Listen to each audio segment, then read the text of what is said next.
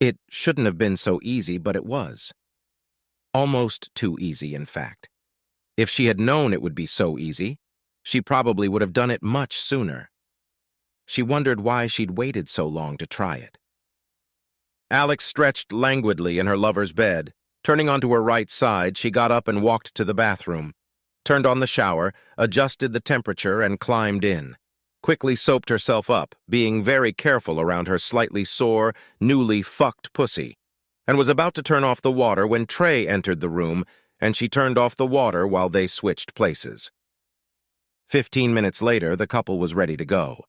The man leaned toward her, but the woman pulled away slightly so his kiss wouldn't smear the lipstick on her newly painted lips. "Easy, love. Let's stick to the plan and then we can do this for a long time," she warned him. "I'm sorry. You're right," he replied.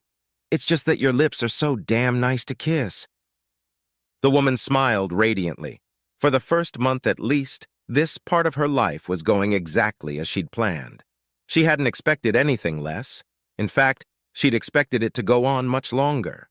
Some would call what Alex and Trey had been doing on Wednesday afternoon an affair. She, on the other hand, thought the term affair was too crude. Alex loves Trey and considers their Wednesday meetings to be more than just a smutty affair. Alexis Temple wasn't looking for love when she found it, for the second time. She had been happily married to Chris Temple for 12 years when she met Trey Latham at an executive board meeting at Parkfield Hospital 4 months earlier.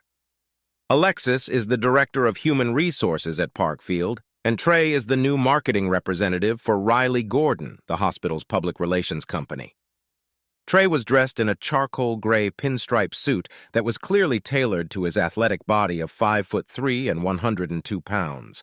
His brown hair is wavy and thick, and his big brown eyes flash when he speaks. When he looks at her, she feels a tingling sensation between her legs.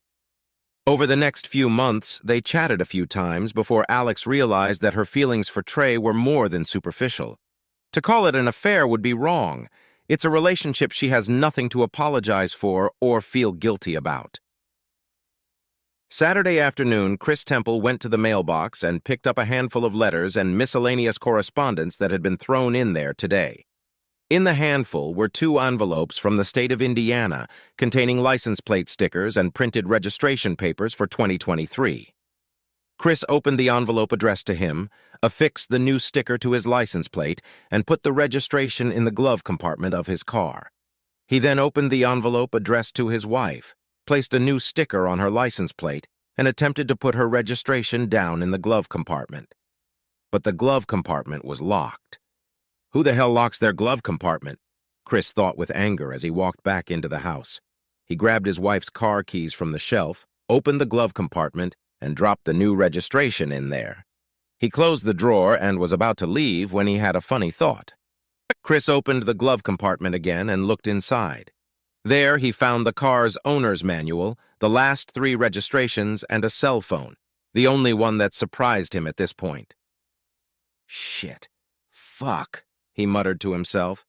Chris knew his wife was upstairs in the shower. As had been her custom for the past 6 months, she had come home about 20 minutes early after her Saturday morning workout and, as usual, had gone straight into the shower. He leisurely turned on his phone and waited for it to fully load before looking at the call history.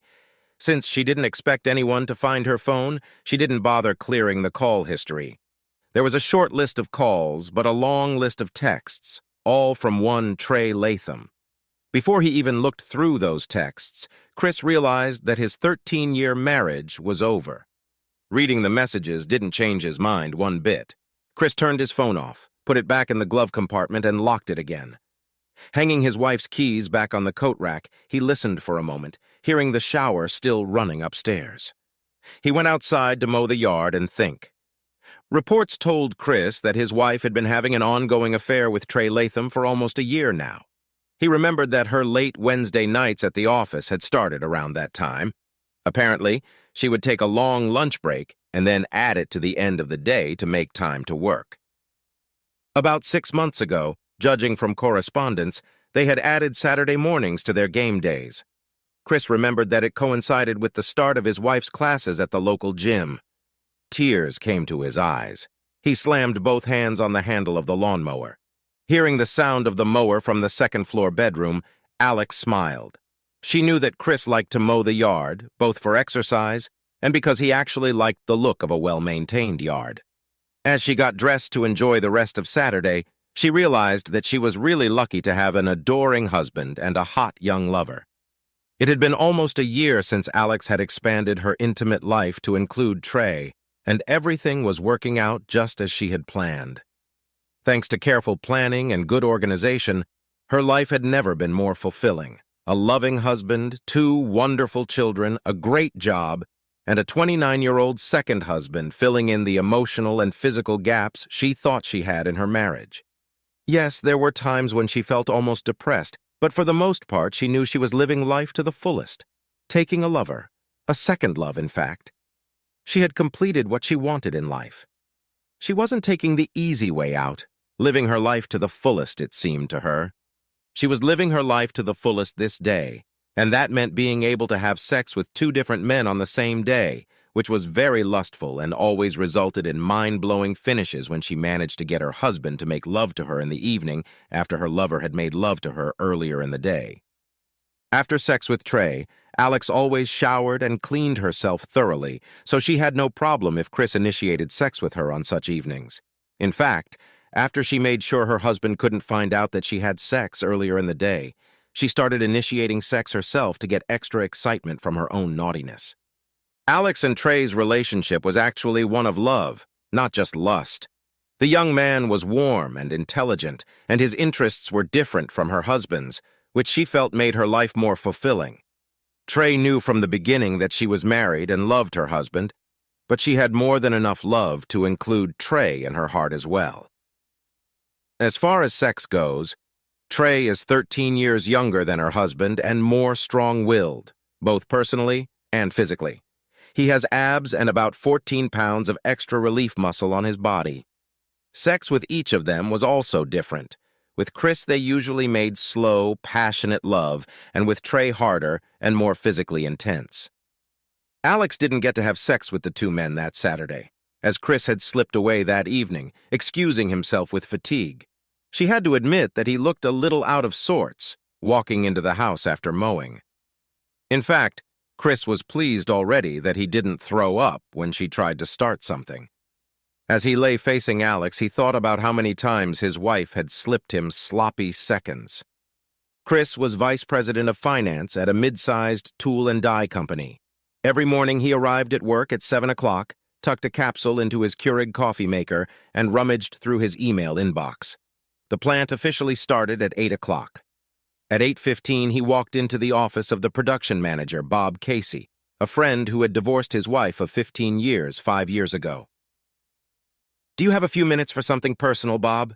he asked, and when Bob nodded, Chris walked in and closed the door behind him.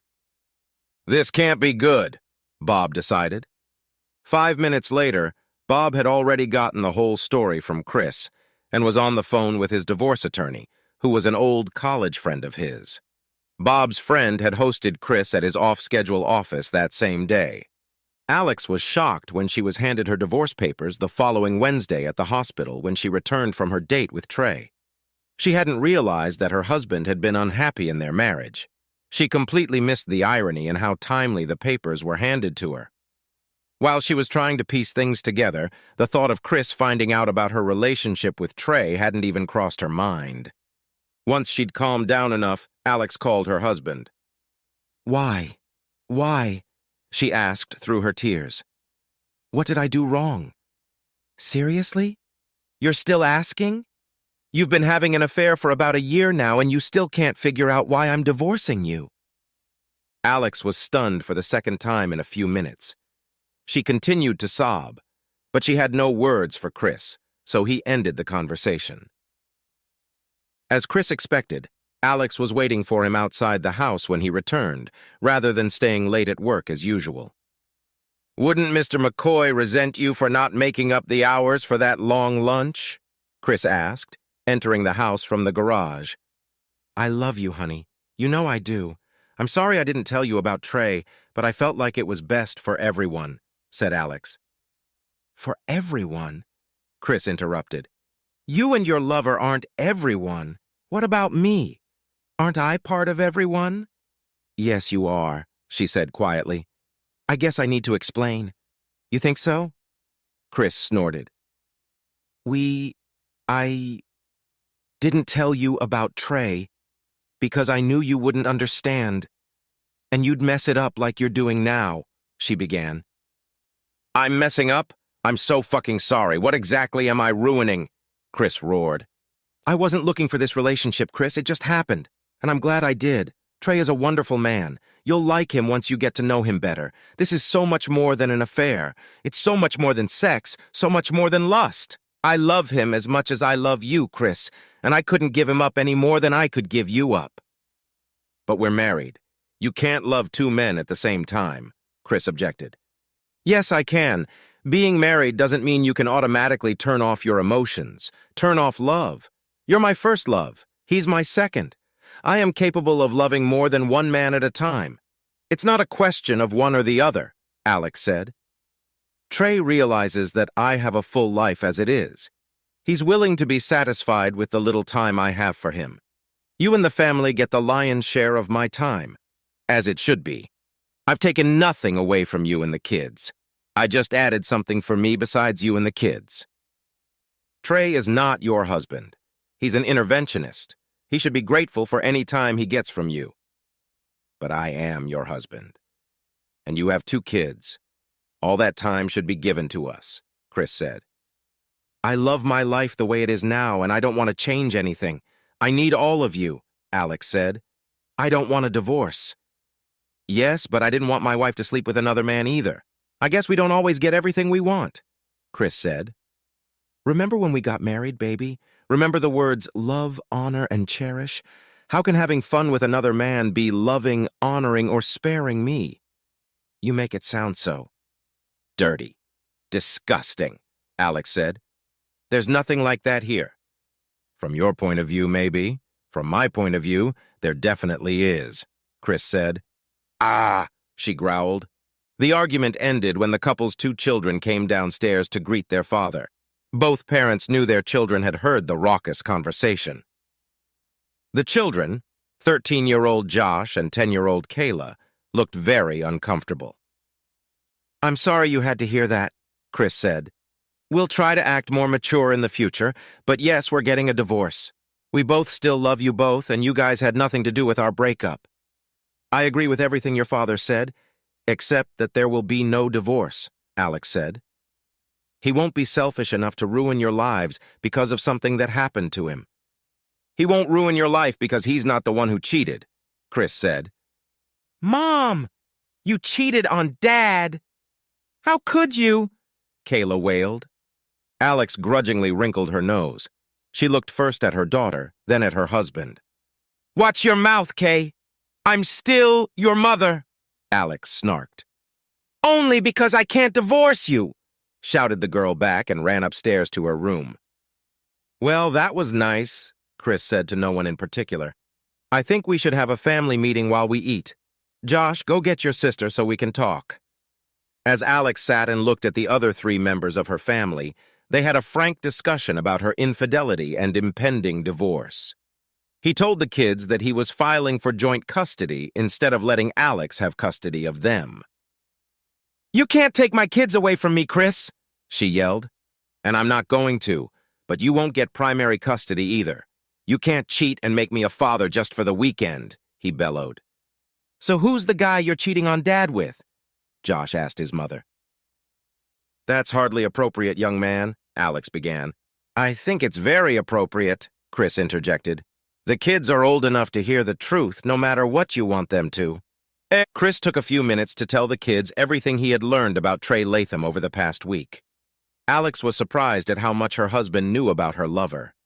He was already in the habit of surprising her, and he wasn't shy about telling his children what he had learned. Alex spent most of this part of the conversation looking at her plate. There's no divorce, kids. I just need to get your father to look at things the right way, Alex said as she took the empty plate and glass and left for the kitchen. Both kids looked at Chris, who shrugged. They both knew their father well enough to realize that he was not the kind of man who would put up with a cheating wife. Finished with dinner, the kids headed straight to their rooms, but not before Josh said, "We're here if you need us, Dad. We'll talk, but we don't want to be in the path of stray bullets, if you know what I mean." "Thanks, guys. I appreciate it," Chris replied. After dinner, the family usually gathered in the common room to watch a movie or a few TV shows, unless the kids were busy doing homework. Alex was sitting in the living room, ostensibly reading a book, when Chris retired to the common room to watch a program called Jeopardy! He smiled to himself as he sat down at the table, knowing that Alex hadn't read a book in months. Sitting in the living room, Alex held back tears as she pondered and occasionally turned the page of the book to make it look like she was reading. 6 hours ago, she had thought she had the perfect life. Now she realized that her marriage was hanging by a thread, and her perfect life would go down the drain if she couldn't make her husband understand what she wanted, what she needs. Chris framed her relationship with Trey as vulgar, almost base, when it's really not, according to Alex. Her husband is a good man, maybe even a wonderful man, but he's not without his faults. Weaknesses, if you will. Having Trey in her life filled those gaps, and their sex was a manifestation of their love, not a fulfillment of lust. Well, mostly, she had to admit. She'd kept her relationship with Trey a secret from Chris, because she knew her husband would never allow it. But now that he found out, the relationship seemed wrong. Alex thought she had thought of every detail to keep her relationship with Trey a secret. Envisioned every little detail, including the fact that their sex life remained pretty much the same as it had been before Trey came along, neither increasing nor decreasing the amount and intensity of their lovemaking. She racked her brain, trying to figure out how her know-nothing husband had suddenly figured this out. Until a few hours ago, Alex had considered herself the smarter spouse, also because she had managed to hide her relationship with Trey for almost a whole year. She had to admit that the first time Chris had enjoyed her body a few hours after Trey had not only turned her on more than ever, but made her feel her superiority. Trey seemed quite happy with the state of his relationship with Alex. Although she was 13 years older than him, she had the body of a much younger woman, a beautiful face, and was intelligent and outgoing. He was surprised at how quickly he had managed to get this seemingly happily married woman into bed. She made it clear that she was interested in more than just mattress gymnastics, though she wasn't looking to replace her husband. That more than suited Trey, who was enjoying the freedom of being a bachelor. The only request Trey made of her was to add a second day to their weekly dates. At first, Alex refused, but after a month, she enthusiastically agreed, and so began Alex's Saturday classes. Trey tried to pretend to sympathize with Alex's situation as they met for lunch at a restaurant in a remote area where they sometimes met to eat. She had called the young man to make an appointment shortly after she arrived at her office.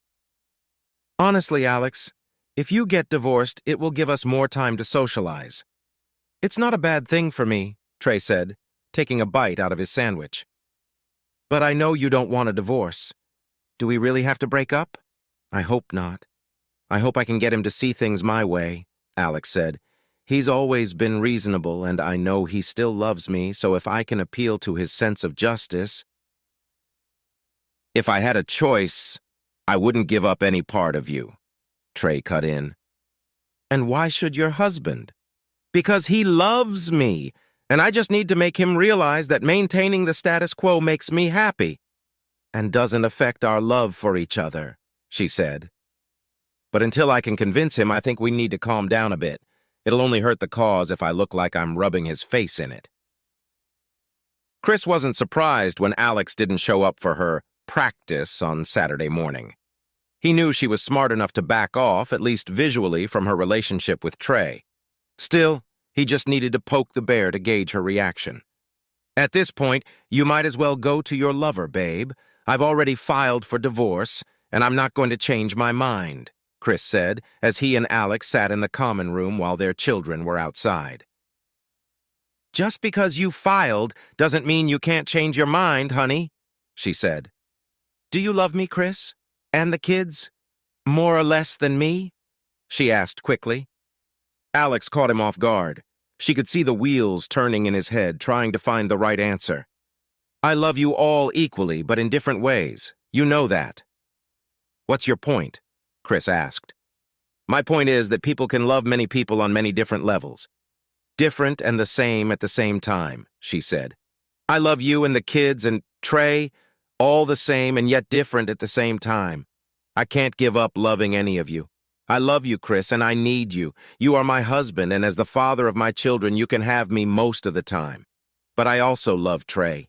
In a different way and at the same time, just like you. But since he is not part of our family, he has to make do with a smaller portion of my time. Although he would like more, he has accepted that role. If you loved me as much as you always say you do, you would graciously accept your dominant role and be happy, for yourself and for me.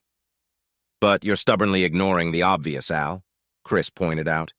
Trey isn't part of our family, so he can't be loved to the same degree as the kids and me, nor should he be given a minority role in that family structure. Family is what we say it is, Alex said. I want to include it in ours. I'm a good wife and mother. Of course, you can give me that minority if you love me as much as you say you do. Of course I can't. I won't let you travel outside our family to have a lover, and for your information, I don't love you as much as I did 2 weeks ago. Unfortunately, you can't stop loving someone overnight, but your blatant disrespect for me over the last year has severely eroded my reserves of love, Chris said. I haven't disrespected you. I love you as much as I always have, Alex said. Then you've never loved me as much as I love you, otherwise you wouldn't be able to have a lover, Chris said. He's more than a lover. He's like a second husband, she said. Yes. A younger husband. I see, Chris muttered. Chris slept on the couch in the common room every night, despite his wife's constant entreaties to return to their bedroom. We can't talk unless we're in the same bedroom at night, she remarked. Alex's eyes got big when, at their first meeting with the lawyers, Chris's attorney brought up the sale of the house and the division of assets. You can't be serious. I don't want a divorce, Alex remarked. Well, it's going to happen, so get used to it. We need to sell the house so we can both afford something bigger than a closet, Chris said. All right, you win, Alex practically screamed. I'll leave him. I promise. Like I can trust your promises. You had no problem breaking our vows. I don't see why I should trust your promises. You'll figure out a way for me not to catch you next time and cheat behind my back, Chris said. It's not about winning, you stupid woman. I'm the one who lost. Our kids lost. Alex lowered her head in shame. What if I let you have your own toy? Would we be even? She asked. You just don't understand, Al. I wanted, I guess. Just you and I. Chris felt bad when his father-in-law and mother-in-law called a week later, wondering why he and their daughter were divorcing. He figured that since they were her parents, she should be the one to tell them. He had always gotten along great with Alex's parents, calling them Mom and Dad just like he did his own parents. I'm sorry, guys, he said sadly. I didn't call because I thought Alex would tell you. You know what they say when you assume? His father-in-law had aghast when Chris had told them both about their daughter cheating on him with Trey Latham. Are you sure, son? That doesn't sound like my girl, George Taylor said with a gasp. Well, it's not exactly cheating, George.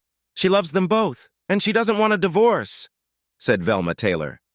The two mouths opened wide in shock a mile apart. What the hell is going on here, Velma? George shouted. What do you know about this? He's a good guy, George. You'd like him. She's not cheating. She loves them both, Velma said. What the hell are you talking about, Velma? Explain it quickly and clearly, or it'll be a second divorce, George said. Chris's mother-in-law apparently knew about Alex's cheating, but kept insisting that it wasn't cheating because her daughter loved both men. It's not cheating. It's polyamory, Velma said confidently. Well, if it's polyamory, then why don't I have anyone on the side? And why do I seem to be the only one who hasn't been told of these plans? Well, apparently me and Dad, Chris said. She cheated on Chris and you didn't say anything? I ought to kick your ass, Vel, George said. I'm sorry, son. He's a good guy, George. You'll see that when you get to know him, Velma said. Meet him? I don't want to meet my daughter's boyfriend. He wouldn't have sex with a married woman if he was such a nice guy, George said. "Thanks for understanding, Dad," Chris said. Trey held back his personal celebration at the end of his divorce from Alex, trying to look concerned, but really he wanted to jump and scream.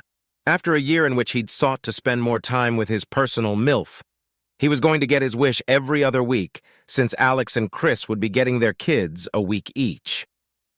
Alex tried her best not to see Trey the first week Chris had the kids, but after crying for a week, she practically begged to spend a week with Trey the next time Chris was with the kids. That first Monday when Alex stayed overnight, Trey made dinner and dessert, for the first time since they'd been together. Trey had ordered from his favorite Italian restaurant, and everything was ready when Alex walked in on him after work. "Wow, candles and everything. That's very kind, Trey. A girl could get used to being treated like that," Alex said. Trey turned on Alex's favorite music, classical, on the stereo for the entire dinner. She smiled broadly at the young man, noting to herself that her now ex-husband only liked classic rock. She smiled even wider when, after the meal was over, he lifted her to her feet and spun her in a slow dance to a few songs. They cleaned themselves up and retired to Trey's bedroom, where they spent the rest of the night having sex. First gently, then more vigorous. Alex was sure that the evening gymnastics in the bedroom had been one of the best of her life. Maybe the divorce won't be so bad after all, she thought to herself. Trey was thrilled when he woke up in Alex's arms in the morning. He pressed himself tighter against the woman's round ass and began to rock gently. 20 minutes and one position change later, they were lying face to face, breathing heavily from exertion. "Oh shit, I'm going to be late if I don't hurry up," Alex said. "Well, let's save time by showering together," Trey suggested, cocking his eyebrows. "That sure wouldn't save time," Alex replied. "You're going to stay here until I'm done. I promise to be quick." Friday night was their first time together in public at a restaurant. Alex was wearing a sexy, short red dress she had bought especially for the occasion. "Damn, woman, you're gorgeous," Trey pronounced. She knew she looked sexy, and she and Trey were an attractive couple. Several times during the evening, she saw men ogling her. Alex was physically tired when she left Trey's house late Sunday night to pick up the kids from Chris's house. She and Trey had had sex late Friday night, 4 times on Saturday and 2 more times on Sunday. Having a 29-year-old partner on a regular basis was physically much more difficult than Alex was used to. A month later, Alex dragged herself to the car again to pick up the kids. As had become customary, she was quite satisfied sexually. But on the way home, she felt something missing. It seemed that the more time she spent with Trey, the more their relationship grew sexually and deteriorated emotionally. She rubbed her right wrist, reminding herself of the scratch she'd gotten when Trey had handcuffed her to the headboard of the bed. A new experience for her. Admittedly, she felt somewhat devalued, realizing that Trey had forced her into submission. When Trey pulled out the handcuffs, she expressed reluctance, but he got over it quickly. She then lay down separately from the younger man, noting to herself that Chris had never made her feel anything other than an equal partner in bed. She mentally brushed it off, deciding that here was probably just a generational difference between her ex-husband and her lover. Even though the kids knew about Trey, in the weeks she had the kids, Alex only interacted with him a couple times a week, and always during work hours. She had yet to introduce her second love to the kids. On Wednesday, when Alex called, Trey didn't answer his cell phone or return her calls. When he didn't call Thursday at noon, she became concerned and called him on his work phone. The receptionist at Riley Gordon wasn't too eager to talk about where Trey was until Alex admitted that she is Trey's girlfriend and can't reach him. "He's been in the hospital since Tuesday night," the girl on the other end of the phone said. "Apparently he got into some kind of fight outside his favorite sports bar and got hurt pretty badly. Perhaps that's why you couldn't reach him." The receptionist gave Alex the information she needed, and within minutes she was on her way to the hospital. 15 minutes later, she was looking at Trey's battered face. "Why didn't you call me? I found out 2 days later from your administrator," Alex said. Because of his injuries, Alex couldn't decipher the expression in Trey's eyes. He had a broken nose, 2 black eyes, and, she found out, 2 broken ribs and bruised testicles. Because your ex-husband did this to me, I know that, Trey muttered. That unscrupulous bastard didn't do it himself. He paid someone to do it. He'll pay for everything when the police get those two thugs. No, that can't happen, Trey. Chris is too good to do this. He's the kind of guy who would divorce me as soon as possible but would never hurt anyone. I guess that's why I thought I could have two husbands, Alex said. Yeah, and how did that turn out? Trey growled. I'm telling you, he's a wuss, not the nice guy you think he is. He's going to end up in jail. I'm not going to be ceremonious with him just because he's the father of your children. I'm sure he didn't do it, but still, Trey, you should have called me. I shouldn't have found out 2 days after something happened. Considering how cold and calculating Chris had been when he'd filed for divorce, Alex couldn't be sure that her ex-husband hadn't had a hand in beating up Trey. And if he hadn't, she'd have to admit that she was partly responsible for the beating herself. What the hell, Chris? Does your ego feel better now? Shouted Alex to her ex when he answered the phone later that afternoon. What the fuck are you yelling for? Chris said quietly in response, perplexed as to what his ex-wife was babbling about. Nice try, Chris. Trey is very angry and hurting badly, and when the cops spot you, you're going to jail. I won't be able to calm him down, she said. Whatever you say, Chris replied and ended the conversation, still not understanding what Alex was yelling about. Alex had to admit that Chris actually looked puzzled by what she was saying. She wondered when he'd gotten so good at feigning innocence. How ironic. The police showed up at Chris's house about 20 minutes after he had talked to Alex on the phone. I made fresh coffee. I've been waiting for you guys since my ex-girlfriend called a few minutes ago. From what she said, I'm guessing that something happened to her beloved second husband. And I'm suspect number 1, Chris said. Chris poured coffee for both officers and patiently answered questions for about 15 minutes.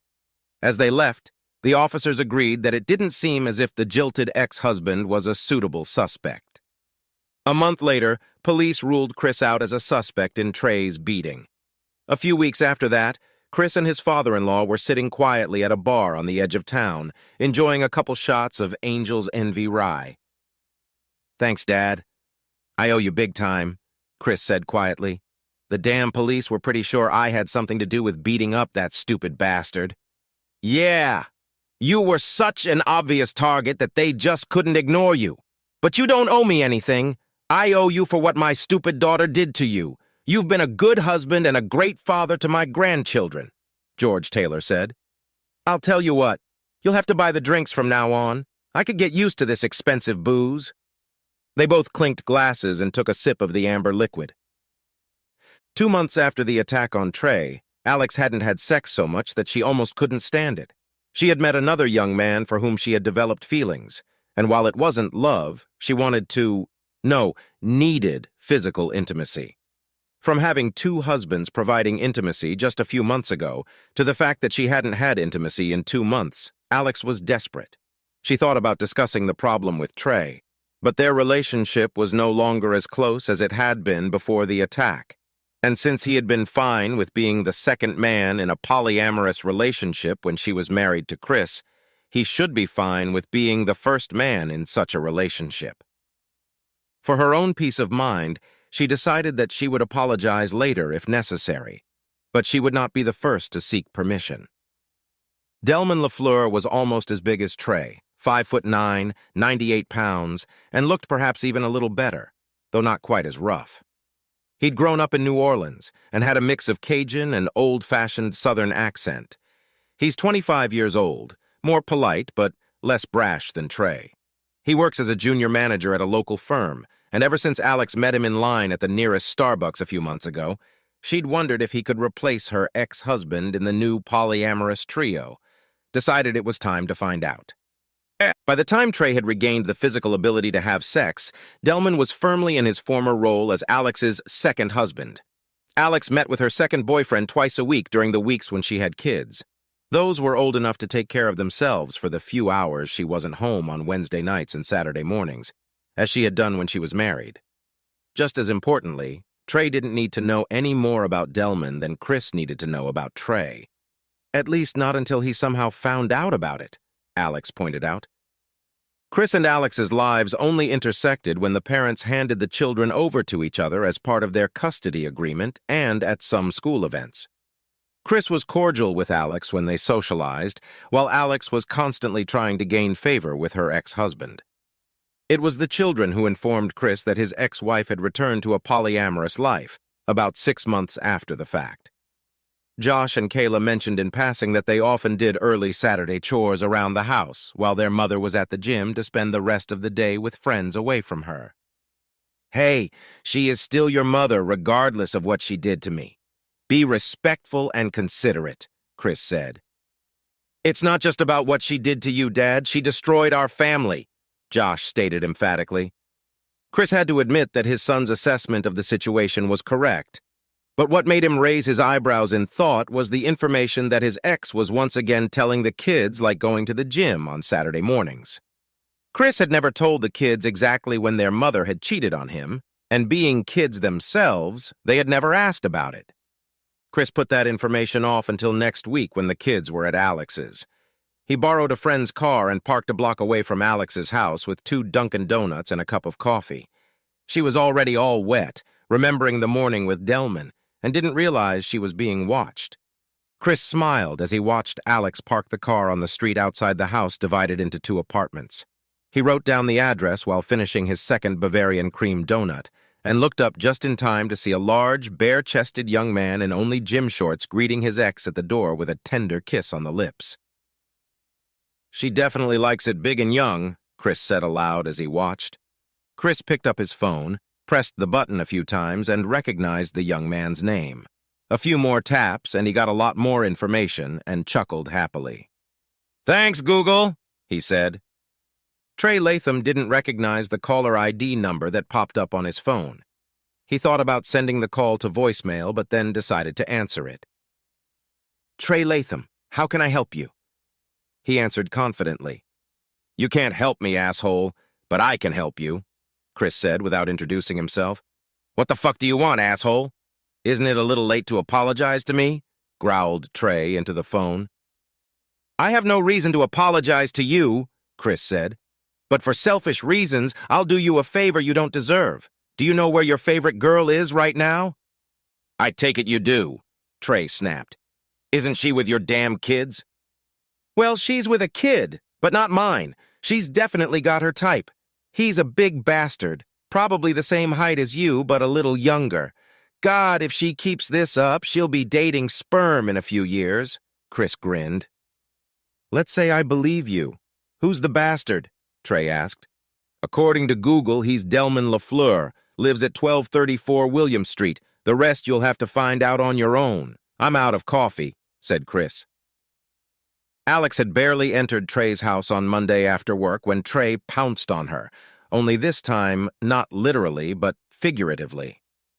"What the hell, Alex?" Trey yelled. "How long has this been going on? I already told you I'd never share you." "A little hypocritical of you, don't you think?" Grinned back at the woman. "It was fine for you to interfere in my marriage to my husband, but now that you've become my number one, you don't want anyone interfering in your marriage. We've been together for months. It started when you were incapacitated. I have feelings for him, just like you. If your husband, the one who was really married to you, left you because of this, what makes you think like I'm going to stay with you because of that kind of disrespect?" Trey asked. "You're certainly a great asshole, Alex, but no woman is worth that much shit. I should have no problem replacing you." "But you love me. You said you did," the woman shrieked. "Apparently not enough," he replied. 2 weeks later, Trey was standing at the urinal in his office when his knees buckled in searing pain. "Son of a bitch." "Nothing says you're in love like an STD," growled Trey, zipping up his zipper. Staggering back to his office, he called the doctor and said he had an emergency. The doctor took pity on him and told him to report for treatment immediately.